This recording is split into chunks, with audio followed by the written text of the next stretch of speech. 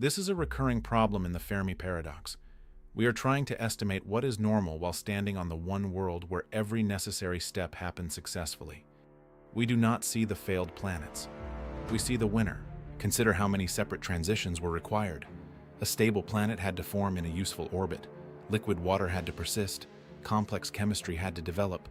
Life had to begin. Life had to survive impacts, climate changes, and geological upheaval. Cells had to discover new ways to capture energy. Photosynthetic organisms eventually transformed the atmosphere. Complex cells appeared. Multicellular organisms evolved. Nervous systems developed. Animals moved onto land. Large brains became useful.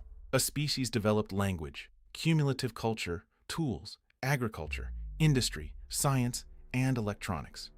We often tell this story as though each chapter naturally led to the next. But evolution has no destination. It does not aim for intelligence. It responds to immediate pressures. A bacterium that survives and reproduces is not a failed attempt at becoming human. It is a successful organism. For roughly 3 billion years, life on Earth remained microscopic. That is most of our planet's biological history.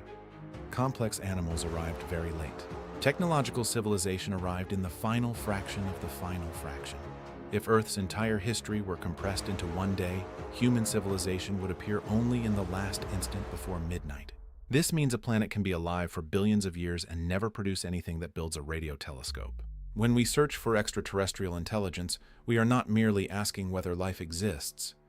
We are asking whether life repeatedly follows one very specific path, and Earth gives us reasons to doubt that it does. Eyes evolved independently in different lineages.